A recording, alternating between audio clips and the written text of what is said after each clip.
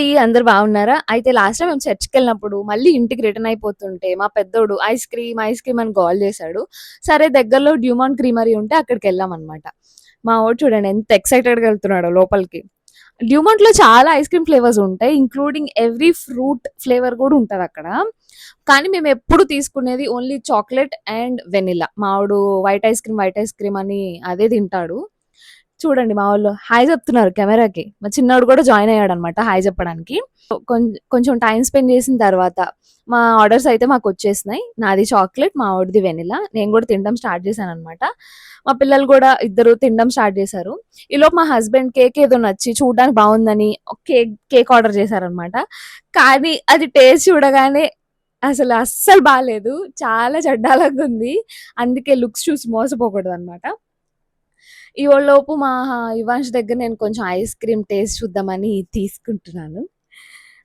బేసిక్‌గా మేము బయటికెళ్ళినప్పుడనే కాదు, మేమెప్పుడైనా కూర్చొని మాట్లాడుకున్నామంటే మాకు బేసిక్‌గా నాకు, మా హస్బెండ్‌కి కొన్ని టాపిక్స్ ఉంటాయన్నమాట డిస్కస్ చేయడానికి.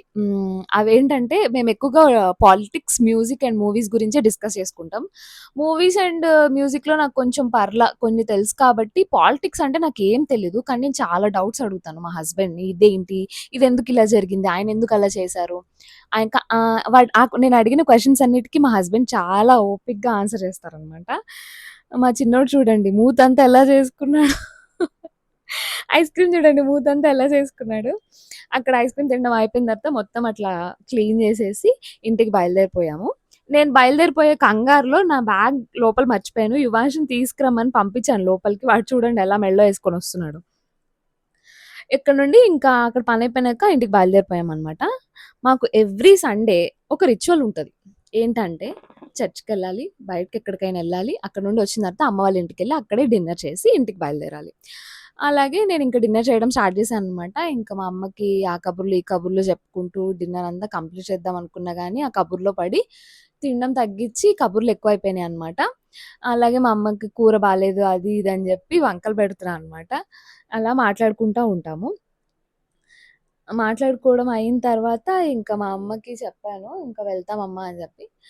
సో, ఇంగ ఈలోపు మా తమ్ముడు "ఏంటక్క చీర కట్టుకున్నావు" అంటే నేను చెప్తున్నా అనమాట. ఇట్లా సండే కదరా చర్చ్‌కెళ్దాం అని చెప్పి కట్టుకున్నా అని చెప్పి చెప్తున్నాననమాట.